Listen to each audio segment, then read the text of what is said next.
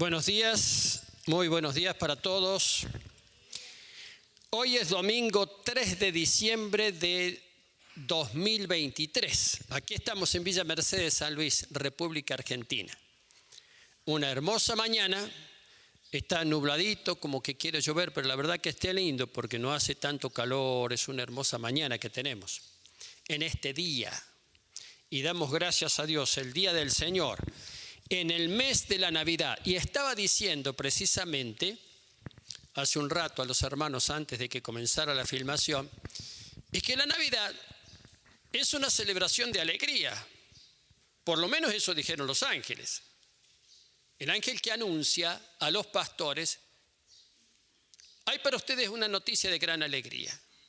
Y digo esto porque mucha gente, muchos por ahí, se deprimen en la Navidad, porque no tienen la perspectiva de Dios, sino que el diablo les mete cuestiones. Entonces empieza, parece que es el día para pensar en este problema, en esto y en aquello. Entonces, no, la Navidad es una celebración porque nace Emmanuel, Dios con nosotros, el ungido, el eterno, viene a la tierra a nacer de la Virgen María. Cosa extraordinaria, qué cosa extraordinaria. Y es una celebración de alegría. Así es la Navidad. Sin embargo, paradójicamente, yo quiero hablar en esta mañana acerca de las quejas. De las quejas que tiene conexión con dos cuestiones. La queja es una manifestación de la incredulidad. Cuando no tengo fe, soy quejoso. La incredulidad impide la entrada a la vida abundante de la cual habla la Escritura.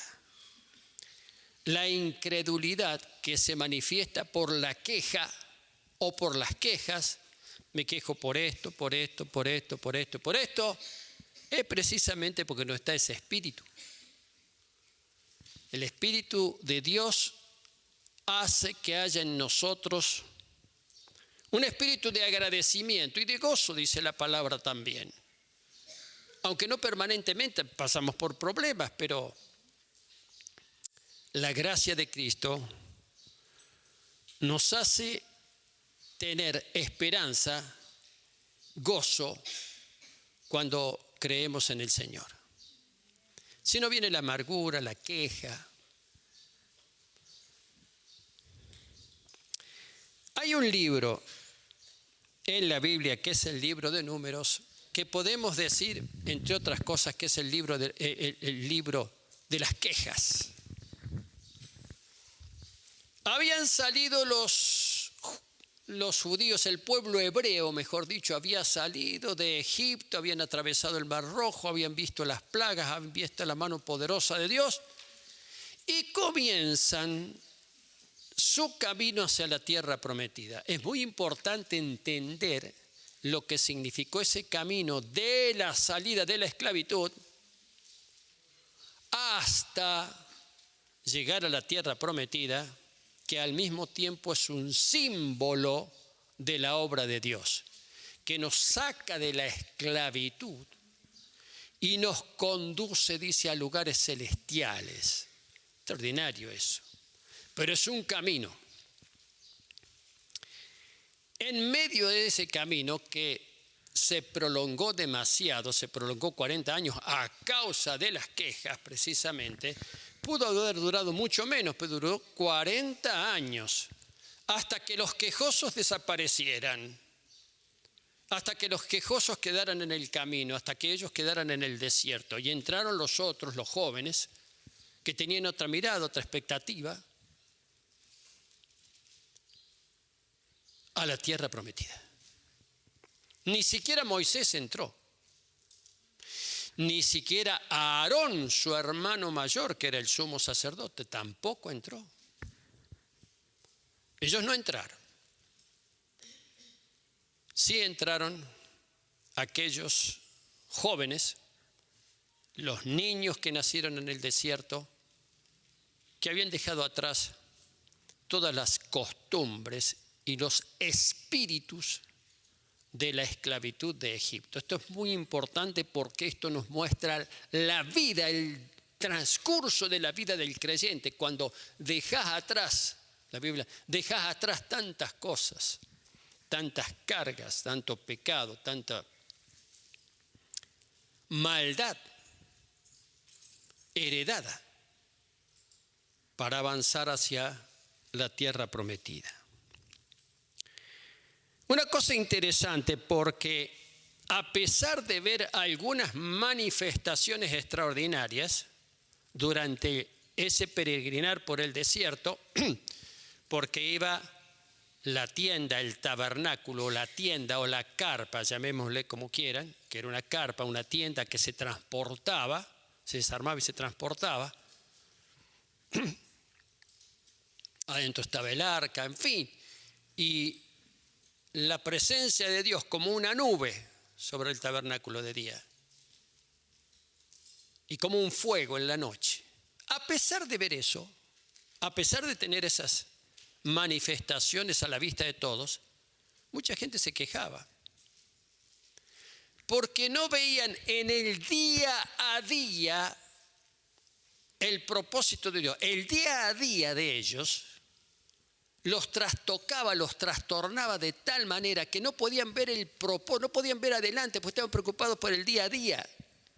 Es como decir, ¿qué problema? Que todo aumenta. El día a día. Y no te deja ver el propósito de Dios y la gracia de Dios. Entonces quedas ahí con el día a día. Y ese día a día, a ellos, los llevaba a la queja. Hay 7 quejas en el libro de Números, y más, ¿viste? Pero una de ellas tiene que ver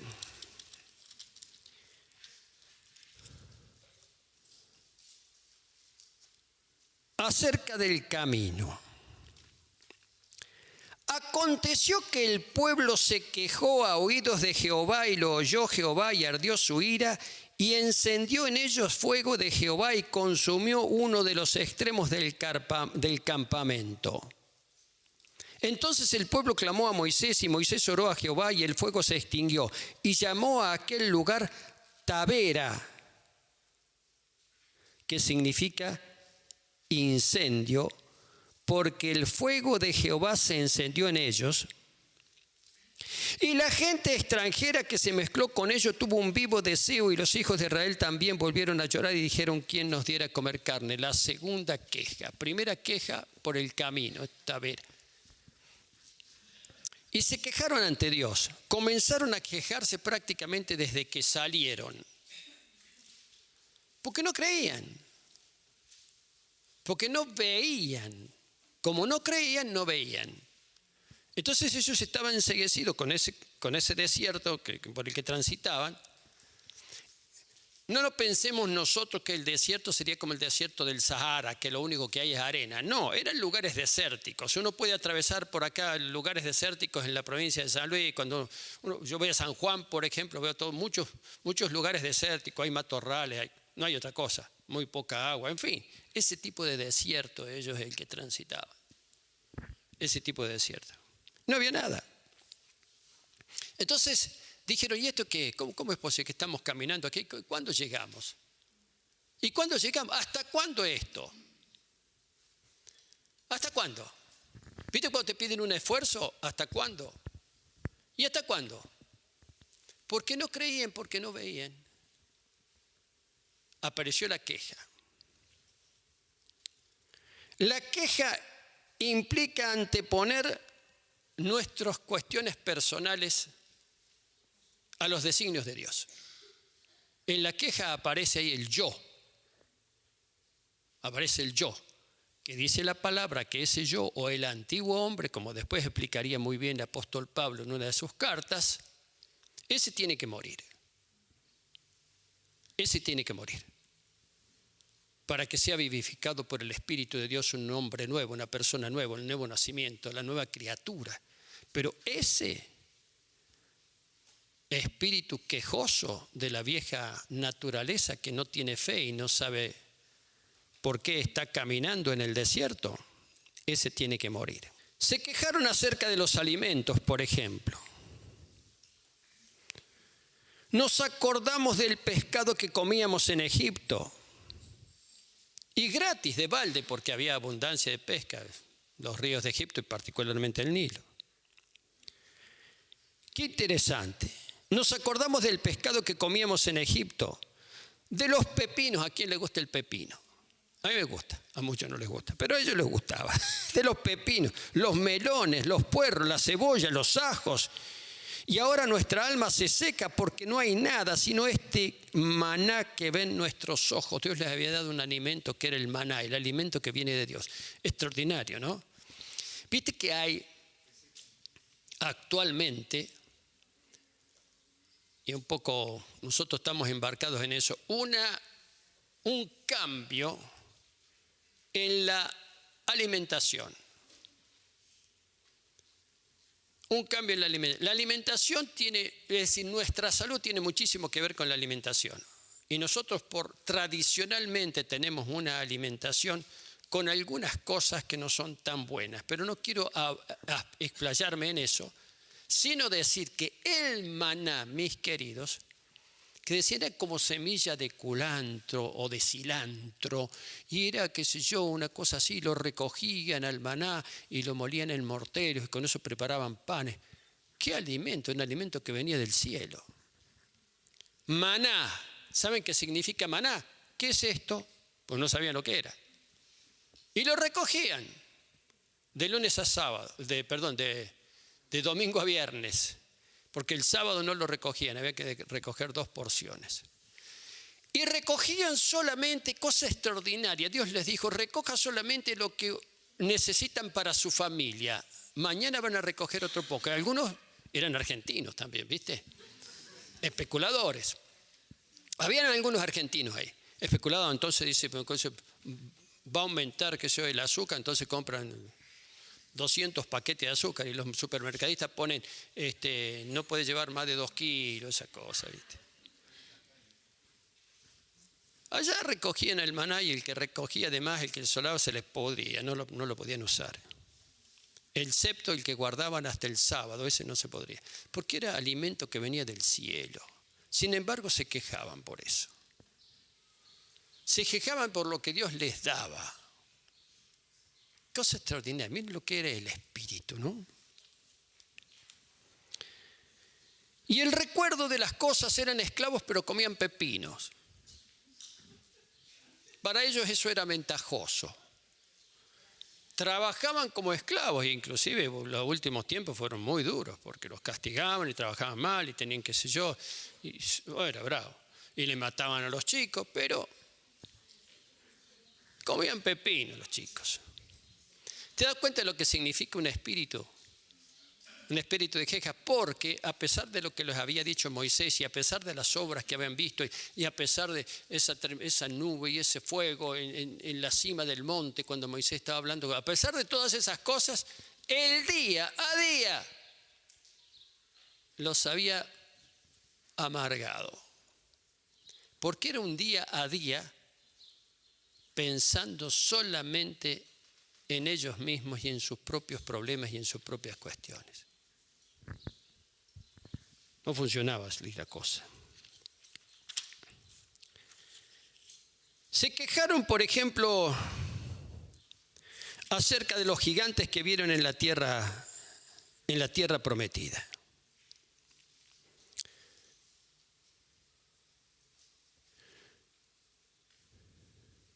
Caleb hizo callar al pueblo delante de Moisés y dijo, subamos luego y tomemos posesión de ella porque más podremos nosotros que ellos. Cuando fueron los 2 espías, entre ellos estaban Josué y Caleb. Y Caleb viene y dice, bueno, vamos a callar el pueblo. Caleb fue uno de los que sí entró en la tierra prometida. Dice, nosotros somos más que él. Sí, es cierto que hay gigantes, esto, pero nosotros venimos con Dios. Esos gigantes que tenían que derrotar en la tierra prometida, cosa interesante. Porque los gigantes no estaban en el desierto. Estaban en la tierra prometida. Cuando llegaron y dijeron, oh, acá estamos, ya llegamos, qué lindo, qué bueno, ya estamos acá. Ahí aparecieron los gigantes. Esto es muy interesante. Porque parece que cuando la cosa ya se completó y estamos contentos porque llegamos a algún lado, dice, acá no va a haber más dificultades. Es probable que ahí te aparezcan las dificultades. Esto tiene que ver con muchas cosas. Eso dijo Caleb. Pero los otros varones que fueron con él dijeron, no podremos subir contra aquel pueblo porque es más fuerte que nosotros. Y hablaron mal entre los hijos de Israel de la tierra que habían reconocido, diciendo, la tierra por donde pasamos para reconocerla es tierra que traga a sus moradores, y todo el pueblo que vimos en medio de ella son hombres de gran estatura, y vimos gigantes como los hijos de Anac, raza de gigantes, y éramos nosotros, a nuestro parecer, como langostas. Y así les parecíamos a ellos. Entonces, lo que Caleb vio como la gran oportunidad, esta es la tierra prometida, tierra que fluye leche y miel. Los otros, por causa de la amargura, dijeron, no, esto es una basura. Esta tierra no sirve. Son las dos posiciones y las dos perspectivas que tienen que ver con lo profundo del alma. Caleb y Josué, esos hombres tenían la visión que les había impartido Moisés, el espíritu de Moisés, a quien Dios había llenado de ese espíritu para decir, yo a este pueblo, mi pueblo, no lo voy a dejar que siga siendo esclavo, yo lo voy a llevar allá y va a prosperar. Fíjense que esa promesa, mis queridos, de prosperidad del pueblo de Israel, la vemos nosotros ahora. Palmariamente, la nación de Israel como ha prosperado de una manera extraordinaria, muy por encima de todos los pueblos que la rodean, que son pueblos enemigos. Cuando Dios habla y dice las cosas desde su perspectiva eterna, eso se cumple. Pero algunos no creían, entonces se quejaban. No tenían lo que a ellos les parecía, o las cosas no ocurrían como a ellos les parecía que tenían que ocurrir, anteponiendo el yo por sobre la perspectiva y el proyecto de Dios, entonces se quejaban.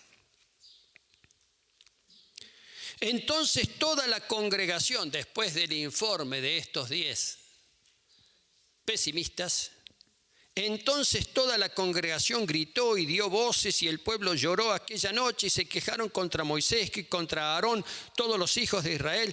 Y les dijo toda la multitud, ojalá muriéramos en la tierra de Egipto o en este desierto. ¿Por qué nos trae Jehová a esta tierra para caer a espada y que nuestras mujeres y nuestros niños sean por presa? ¿No nos sería mejor volvernos a Egipto? Un desastre, un desquicio. Se dice que Moisés, mis queridos, es un ejemplo de liderazgo, un ejemplo mundial de liderazgo. Porque el hombre tenía la visión, tenía el apoyo de Dios y tenía también la paciencia y tenía la determinación para guiar a un pueblo muy difícil, muy complicado. No les digo que había argentinos ahí. Lo que pasa es que no aparecen como tal. Ahí estaba el Toto, estaba Pancho, estaba la María, estaba la Juanita, estaba qué sé yo. La tía Panchita.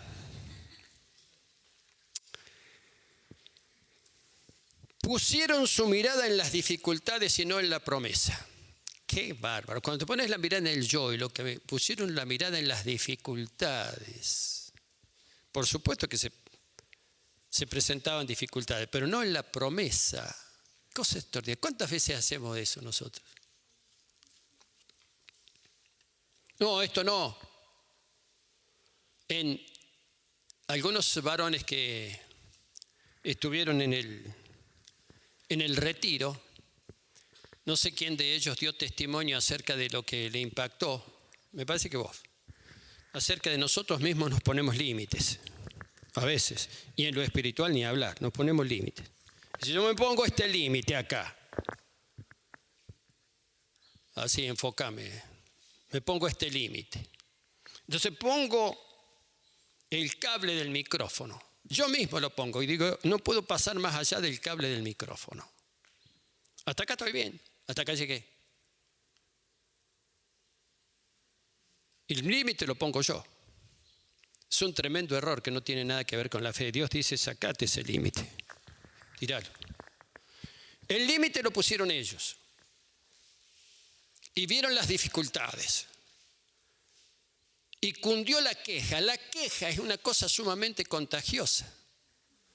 Empieza uno con la queja, después otro, después otro, después otro, y se desparrama. Y todo un comportamiento, inclusive se ha estudiado eso modernamente, un comportamiento de grupo, como uno influencia negativamente en el resto. Y la influencia negativa se propaga muchas veces con más facilidad que la influencia positiva. La influencia positiva también se propaga. En el capítulo 16, esto tiene una perspectiva interesante, estos quejosos. Acá los líderes de Coré, los lidera Coré, digamos, ¿no? Coré, hijo de Izar, hijo de Coat, hijo de Leví. Coré era un levita.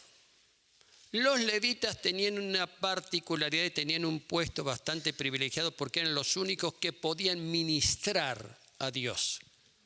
De la tribu de Leví salían los sacerdotes. No podía haber ningún sacerdote que no fuera de la tribu de Leví. Son eran los levitas. Coré era un levita. Dice, tomaron gente y se levantaron contra Moisés con 250 varones de los hijos de Israel, príncipes de la congregación, de los del consejo, varones de renombre. Sí, se juntaron varios tipos importantes. Se juntaron. Cuando oyó esto, Moisés se postró sobre su rostro y habló a Coré y a todo su séquito, diciendo, mañana mostrará Jehová quién es suyo y quién es santo, y hará que se acerque a él el que escogiere, él lo acercará a ti. Haced esto, tomad un incensario. Porque iba a confrontarlos con la verdad, Moisés. Porque ¿qué pretendía esta gente? Ellos pretendían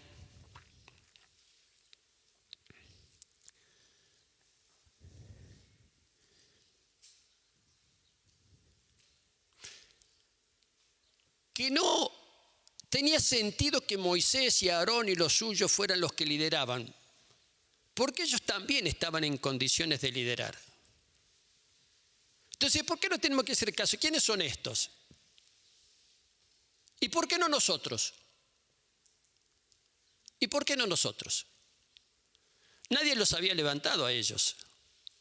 Dios lo había levantado a Moisés, Moisés lo consagró a Aarón, Moisés tenía la gente que lo servía. Cuando Dios le dice, tomá 70 varones, yo voy a poner de tu espíritu en esos 70 varones, porque quiero que sean como vos. Yo quiero que estos ayudantes tuyos sean como vos. Yo voy a poner de tu espíritu, del espíritu de Moisés, en estos. Y estos van a ser los que te van a ayudar. Pero Coré y los otros, él estaba el sacerdote, dice, no, esto no. Finalmente la cosa se pone tan complicada, esa rebelión, que lo soluciona Dios. Lo soluciona Dios. Todo un capítulo, todo el capítulo 16. Finalmente, toda la gente que estaba con Coré y todos esos rebeldes se pusieron en la puerta de sus tiendas y se abrió la tierra debajo de ellos, los tragó todos, hijos, mujeres y todo. Ahí intervino Dios. Pero Dios también interviene. Fíjese la queja y la rebelión. ¿Por qué? ¿Y por qué? ¿Por qué él y yo no? Decía Coré. ¿Por qué Moisés y yo no? Si yo también, yo soy este. Y probablemente le habría sacado el cuero a Moisés por algunas cosas. No nos olvidemos que Moisés había matado a un egipcio, en fin, una serie de cuestiones. Entonces empiezan a resurgir y a resurgir todo ese tipo de cosas y alimenta la amargura y alimenta la rebelión a través de la queja.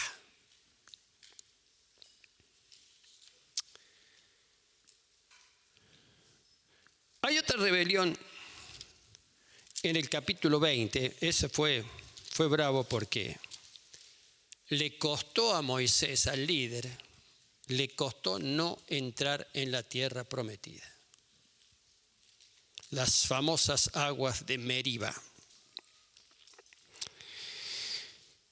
Llegaron los hijos de Israel, toda la congregación, al desierto de Sim en el mes primero, y acampó el pueblo en Cades, y allí murió María, la hermana de Aarón, y hermana de Moisés. Allí murió María y allí fue sepultada. Y porque no había agua en la congregación, se juntaron contra Moisés y Aarón, y habló todo el pueblo contra Moisés diciendo: ojalá hubiéramos muerto cuando perecieron nuestros hermanos delante de Jehová. Cosa interesante. La apelación de queja más grave es la apelación a la muerte. Hay muchos que utilizan, inclusive algunos que dicen, esta apelación a la muerte como queja. Se peleó con no sé con quién. Ojalá me muriera yo. Es de lo peor que hay. Porque no está en nosotros el tiempo de nuestra muerte, está en las manos del Señor. Y no había agua para la congregación. Claro, el agua era un recurso escaso por donde ellos andaban. Pero Dios siempre hizo provisión de todo. Hizo provisión de alimento. Cuando querían carne, por ejemplo, les dio las codornices, que es otra queja, hay varias. Y se juntaron contra Moisés y Aarón. Y me gusta porque la expresión de se juntaron contra, no se juntaron con, se juntaron contra, se lo enfrentaron. Otra vez Moisés y Aarón. En varios años, ¿no? Y habló el pueblo contra Moisés diciendo: ojalá hubiéramos muerto cuando perecieron nuestros hermanos delante de Jehová. ¿Por qué hiciste venir la congregación de Jehová a este desierto para que moramos aquí nosotros y nuestras bestias? De nuevo, no creían. Y como no creían, no confiaban. Y como no confiaban, surgía la queja y surgía la rebelión y surgía. Así ha funcionado siempre. Y sigue funcionando así. ¿Vos conocés algún quejoso? No cree. ¿Por qué nos has hecho subir de Egipto para traernos a este mal? Que no es lugar ni de sementera, ni de higueras, ni de viñas, ni de granada, ni aún de agua para beber. Es decir, acá estamos en el medio del desierto y nos iba a traer a la tierra que fluye leche y miel. Espera, ya va a llegar.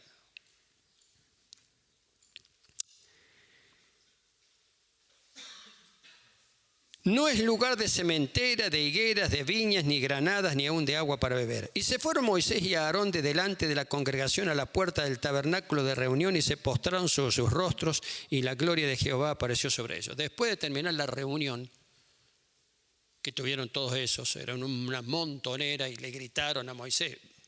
Me imagino, en la Biblia no están puestas todas esas cosas, lo deben haber insultado, deben haber hecho cualquier cosa contra Moisés y Aarón. Termina la reunión. Tal vez porque Moisés y Aarón recibieron todo, bueno, nos vamos. ¿A dónde se fueron? A orar al tabernáculo. Y allí se postraron frente al tabernáculo. Qué dilema, qué problema. Qué tremendo problema para estos dos líderes. Y se postraron sobre sus rostros y la gloria de Jehová apareció sobre ellos. La Shekinah, la gloria de Dios. Sobre ellos dos. Después de pasar toda esa tremenda amargura, viene Dios para restaurarlos y para renovarles la autoridad frente al pueblo. Y habló Jehová a Moisés diciendo: toma la vara y reúne a la congregación, tú y a Aarón tu hermano, y hablen a la peña a vista de ellos, y ella les dará su agua, y les sacarás agua de la peña, y darás de beber a la congregación a sus bestias. Una peña, una roca.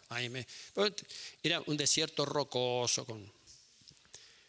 Dios le da esta instrucción a Moisés. Ojo, acá hay una cosa importante. Le dice, habla a la peña, y de la peña brotará agua, saldrá agua. Y van a poder ver todo, hasta los animales. Un manantial. Un manantial. Entonces Moisés tomó la vara delante de Jehová, como él le mandó, y reunieron Moisés y Aarón a la congregación delante de la peña, y les dijo, oíd ahora, rebeldes, ¿os hemos de hacer salir agua de esta peña? ¿Qué les parece? ¿Saldrá agua de la roca esta? Y estaban todos ahí, ¿viste? Me imagino que a esta altura muditos ya. Porque esa gloria que había caído sobre Moisés y Aarón los paralizó. Cuando Dios respalda, entonces alzó Moisés su mano y golpeó la peña con su vara 2 veces, y salieron muchas aguas, y bebió la congregación de sus bestias. Moisés estaba también bastante fastidiado por el asunto. Dios le había dicho, habla a la peña, y de la peña brotará agua. Y Moisés agarró la vara y ¡tum, tum!, le dio la peña con la vara. Fíjense cómo salieron agua, bebieron todos contentos, tenemos agüita. Pero fíjense lo que le dice Dios a Moisés. Y Jehová dijo a Moisés y a Aarón, por cuanto ustedes no creyeron en mí para santificarme delante de los hijos de Israel, por tanto, no meterán a esta congregación en la tierra que les he dado. Estas son las aguas de la rencilla, las aguas de Meriba, por las cuales contendieron los hijos de Israel con Jehová, y él se santificó en ellos. ¿Qué te dije, Moisés? Habla a la peña. ¿Qué hiciste, Moisés? La golpeaste a la peña. No vas a entrar en la tierra prometida.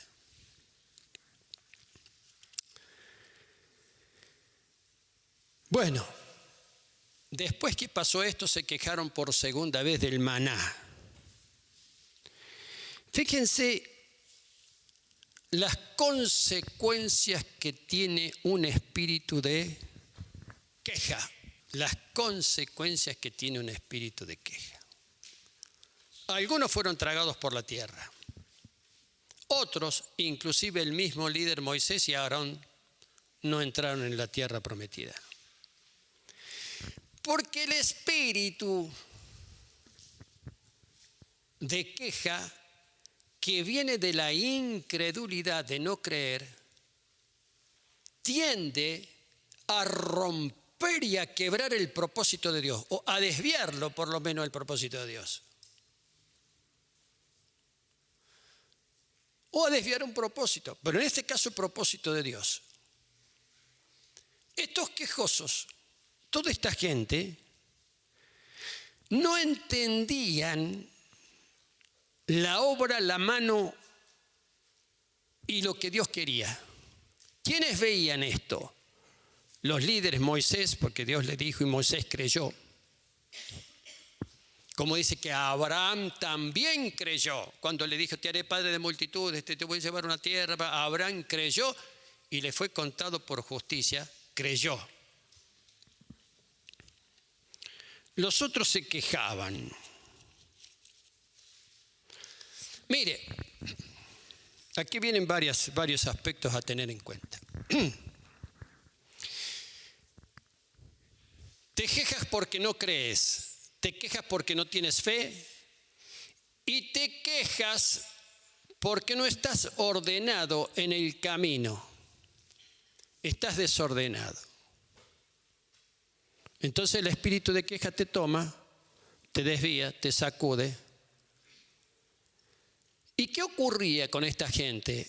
Empezó como Coré, empezó la queja, sí, porque yo, y rápidamente se le plegaron todos.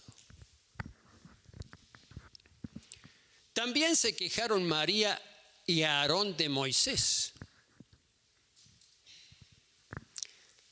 ¿Y por qué se quejaron María y Aarón de Moisés? Porque Moisés había tomado por esposa a una mujer negra, una mujer de raza negra. Podía tener varias esposas, eso no era pecado, no era. Se estaba formando el pueblo de Dios allí. Y María y Aarón lo criticaron a Moisés. Y Dios los llama y le dice, este no es mi siervo. ¿Por qué han levantado ustedes su voz contra él? Es el que yo escogí. Y María quedó leprosa, se detuvo la marcha de toda la congregación hasta que María fue limpia de la lepra. Todo. Este tema de la queja vale para muchas cosas. Y si en lugar de quejarte haces algo, y si en lugar de quejarte trabajás, y si en lugar de quejarte orás, y si en lugar de quejarte pones en línea tu espíritu con lo que Dios quiere hacer. ¿Sabe que los argentinos somos muy quejosos? Nos quejamos de todo. Nos quejamos, por ejemplo, del gobierno. Es cierto, hay lugar. Pero yo lo vengo diciendo de hace tiempo, no ahora. Así que vos te quejás del gobierno. ¿Y por qué sos tan dependiente del gobierno? ¿No tenés un Padre poderoso? ¿No tenés un Salvador? ¿No tenés un Redentor? Y si en lugar de quejarte de que la cosa va mal, vos no te pones manos a la obra y transformás tu entorno y transformás. ¿Por qué no haces eso? ¿Por qué no preguntás a Dios? Dices, bueno, ¿cómo que hay acá? ¿Por qué? ¿Por qué está pasando esto? Y Dios te responde. Y Dios te cubre y te dice, créeme a mí primero. Y después seguí lo que yo te he ordenado que hagas. Lo que yo te he ordenado que hagas.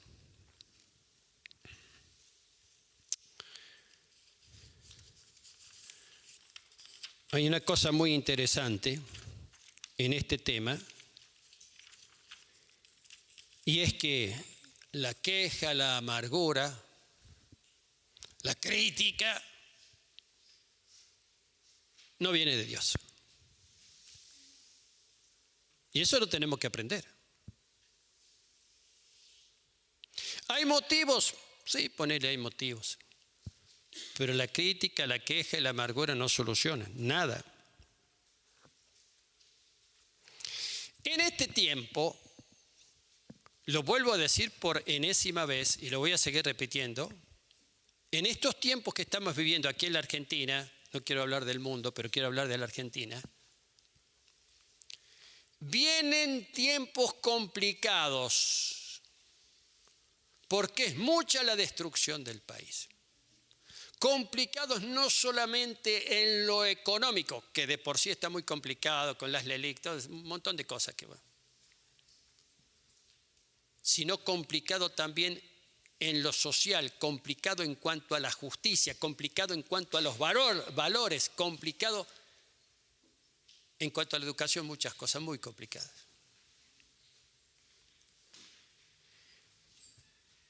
¿Y nosotros qué esperamos?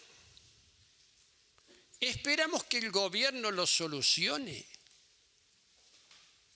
Si nosotros esperamos que el gobierno lo solucione, no somos hijos de Dios, porque estamos confiando en Él, dígalo fuerte, en Él, hombre.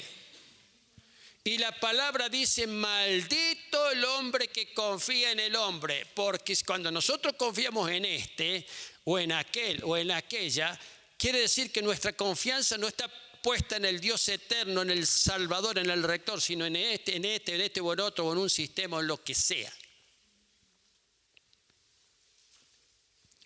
Por eso este es un tiempo para todos nosotros de redoblar el esfuerzo en todo sentido. Y redoblar el esfuerzo en la fe. ¿Qué quiere decir cuando hablo de esfuerzo en la fe? Esfuérzate para ser valiente y para hacer lo que tenés que hacer. Esfuérzate para creer. ¿Cómo me tengo que esforzar? Sí, claro que te tenés que esforzar para creer.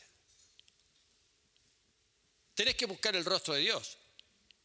¿Usted cree que todo el mundo espera que me siento y cae la lluvia de bendición sobre mi vida. ¿Y por qué va a caer la lluvia de bendición sobre mi vida? ¿Acaso soy yo merecedor de esa bendición? Entonces tengo que ver y esforzarme para ser merecedor de esa bendición. Entonces puedo bendecir a otro, entonces puedo llorar. Entonces eso se contagia. Eso es extraordinario porque se contagia. Y nos juntamos, como dice la palabra, y hablamos con los hermanos, no para quejarnos, hablamos para alentarnos, hablamos para, como dice la palabra, para estimularnos unos a otros a dos cosas, al amor y a las buenas obras. Esa característica que tiene la Iglesia de Dios por gracia de Cristo es potente, es poderosa.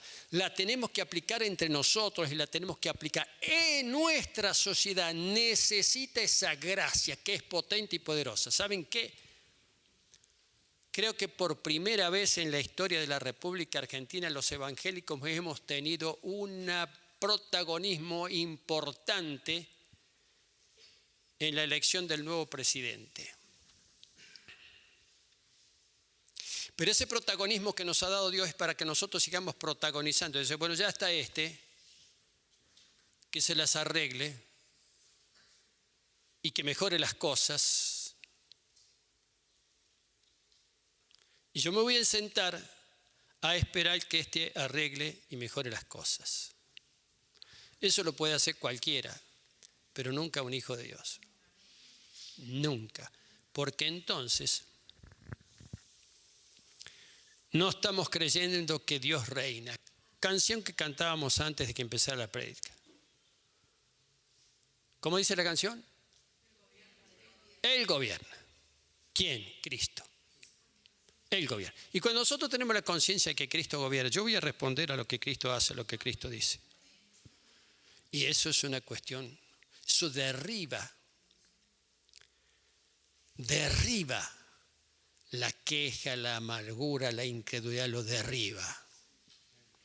¿No dijo el Señor Jesucristo acaso que en el mundo íbamos a tener dificultad, pero que nuestra fe, ¿qué dijo de nuestra fe?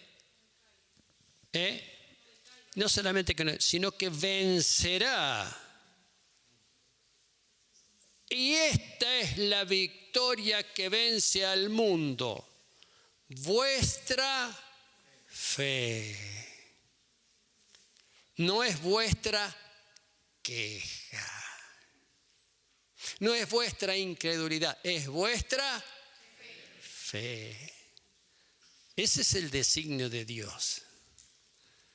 Fíjense que entre los hebreos, caminando por el, muchos no lo creyeron, muchos se quedaron, pero otros sí.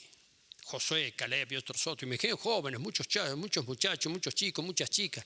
Y adelante, y entraron en la tierra. Acá está, esto es lo que Dios había prometido a nuestros padres. Y aquí estamos. Qué extraordinario, ¿no?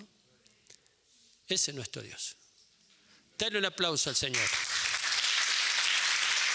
Dale un aplauso.